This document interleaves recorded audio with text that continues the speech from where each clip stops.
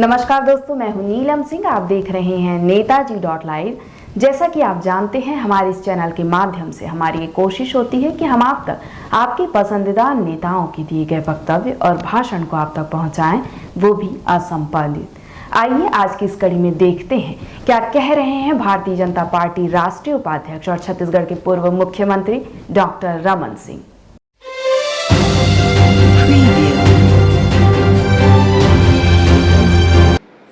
उच्च न्यायालय ने एक महत्वपूर्ण फैसले पे चीफ जस्टिस और उनकी बेंच ने फैसला दिया है और ये फैसला माननीय उच्च न्यायालय ने कांग्रेस के फर्जी एफआईआर को खारिज कर दिया है और सारे मामले डॉक्टर रमन के खिलाफ हो या संबित पात्रा के खिलाफ हो, उसको सबको समाप्त करने का आदेश जारी किया है। ये छत्तीसगढ़ की हालात हैं। छत्तीसगढ़ में कांग्रेस की जो सरकार है, मैं उसे अपराधी चला रहे हैं। मैं इसलिए कह रहा हूं कि सरकार के जितने करीबी अधिकारी हैं, उनमें या तो बहुत सारे लोग जेल में हैं या बेल में हैं। इनके कोयले घोटाले में वरिष्ठ अधिकारी 7 माह से जेल में हैं। मुख्यमंत्री के उप सचिव जेल में हैं। मुख्यमंत्री के सलाहकार सट्टे और जुए के आरोप में मामला दर्ज है। खुद मुख्यमंत्री बेल पर हैं। ये अपराधियों की सरकार है और ये एफआईआर का उपयोग हथियार की तरह करते हैं। दरअसल बात शुरू होती है मेरे सोशल मीडिया में किए गए एक पोस्ट को लेकर। जो पोस्ट था उसमें मैंने उस समय पोस्ट किया था, कोरोना के संकट के समय कांग्रेस की बिलो द बेल्ट राजनीति देखकर शर्म आती है। शब्द मैं इसलिए बता रहा हूँ, इस विषय का जन्म जहाँ से हुआ, विदेशी मीडिया में देश को बदनाम करने के लिए कांग्रेस कुंभ मेले का दुरुपयोग और जलती लाशों को फोटो दिखाने का षड्यंत्र कर रही है।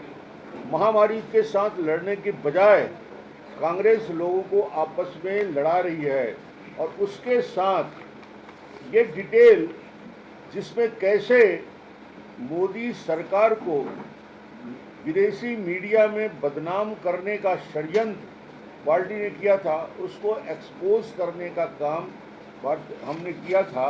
और संबित पात्रा और मेरे खिलाफ ये कांग्रेस के मित्रों ने एफआईआर दर्ज कराया। ये उनकी मानसिकता है मित्रों।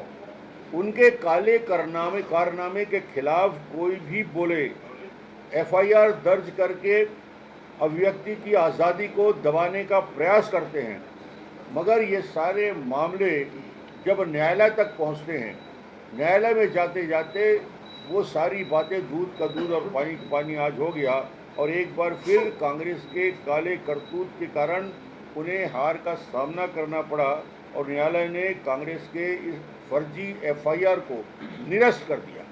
ये बहुत महत्वपूर्ण फैसला है जो निश्चित रूप से न केवल छत्तीसगढ़ के लिए बल्कि हमारे प्रवक्ता और देश के लिए एक सबक रहेगा कि कोई सरकार अपने सत्ता का किस प्रकार दुरुपयोग करा के विरोधियों को दबाने का षड्यंत्र करती है। उसका इससे बड़ा उदाहरण नहीं मिलेगा जो आज देखने को मिला। आज बहुत सारे मामले एक साथ हो गए। दूसरा फैसला जिसमें सीजीपीएससी के मामले की बात है, उच्च न्यायालय ने कांग्रेस सरकार को न केवल फटकार लगाई है बल्कि उन्होंने 18 मेरिट होल्डर जो कांग्रेस के नेता अधिकारियों से संबंधित है, पीएससी चेयरमैन के रिश्तेदार हैं, उनकी नियुक्ति पर रोक लगाते हुए उन्होंने कहा है कि प्रदेश में युवकों के हित में पीएससी असफल रहा है पूरी तरीके से और ये जीत छत्तीसगढ़ के लाखों नवयुवकों की जीत है। भूपेश की ये हार है। नंदकीराम कंवर के पिटीशन पर जो आज स्पष्ट रूप से न्यायालय ने नाराजगी व्यक्त की और उन्होंने ये बता दिया कि सरकार में पीएससी को भी नहीं छोड़ा गया, वहाँ भी किस प्रकार पैसे के लेन देन कर पीएससी के चेयरमैन, अधिकारी और कर्मचारी और राजनेताओं की मिलीजुली षड्यंत्र रहा कि मेरिट लिस्ट के टॉप 20 में ये आश्चर्य होता है कि चेयरमैन के परिवार के लोग इतने ब्रिलियंट हो गए, एक नहीं, दो नहीं, तीन नहीं, चार लोगों का सिलेक्शन डिप्टी कलेक्टर और डीएसपी के पद में होता है।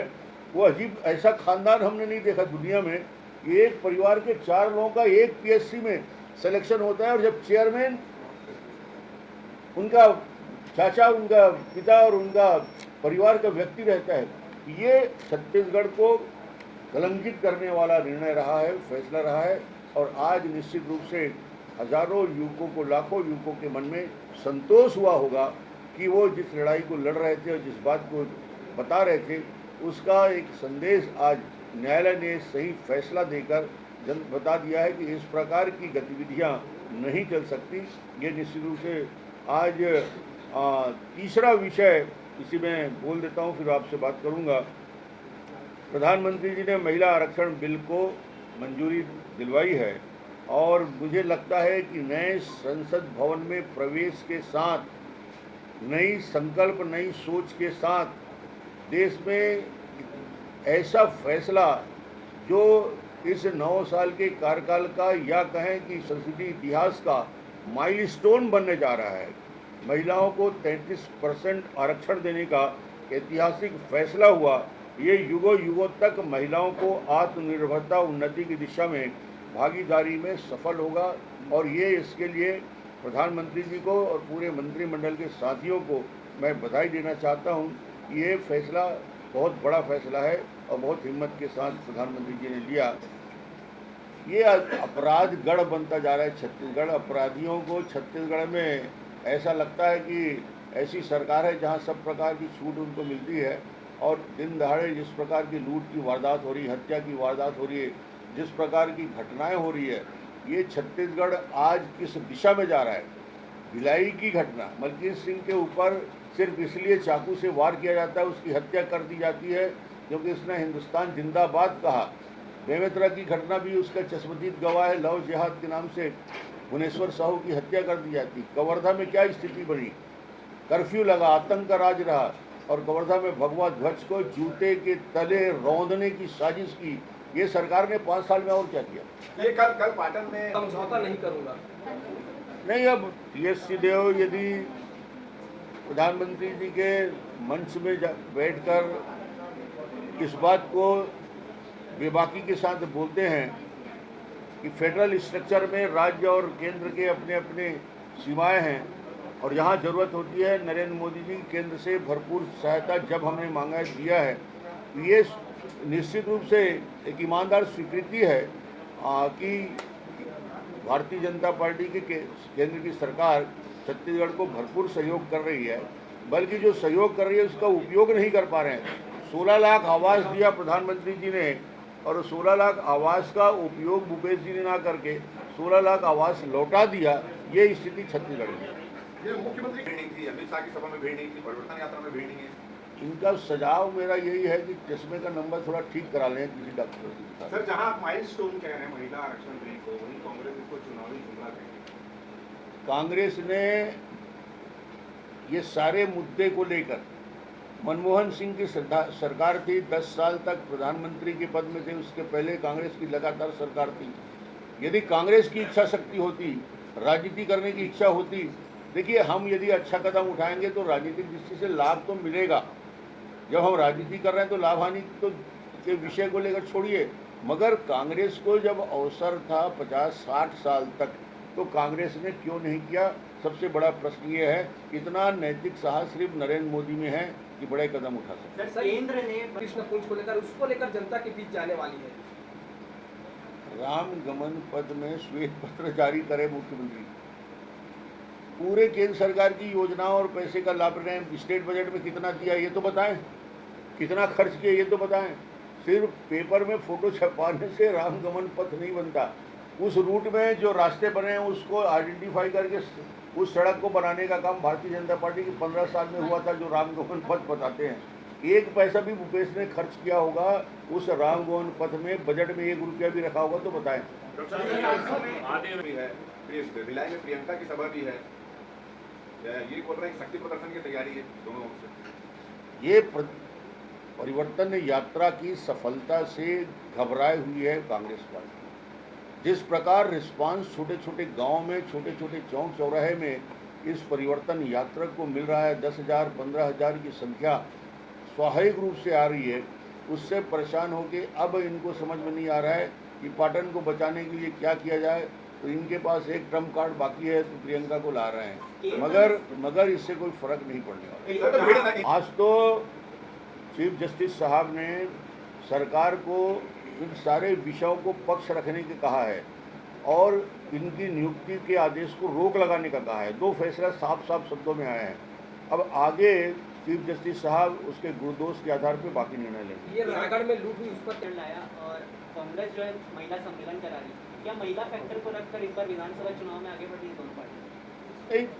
50% आबादी का सम्मान सबको करना पड़ेगा, चाहे दिखावे के लिए वो लोग कर रहे हैं, मगर नारी मातृशक्ति का तो सम्मान करना ही पड़ेगा।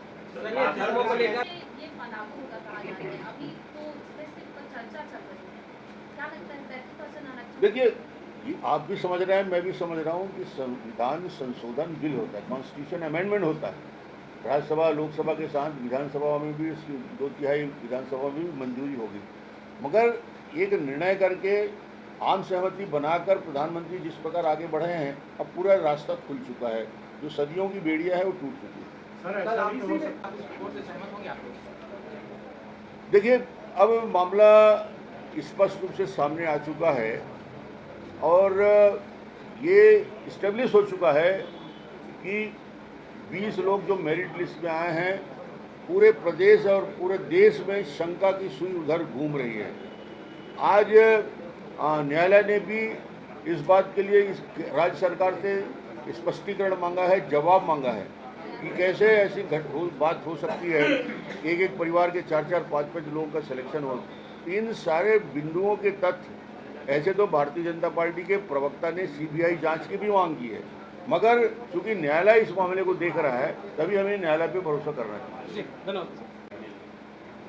ये कोई ऐसा हिस्सा नहीं बचा है जहां भ्रष्टाचार के तार मुख्यमंत्री के निवास से, मुख्यमंत्री के सचिवालय से ना जुड़े हों।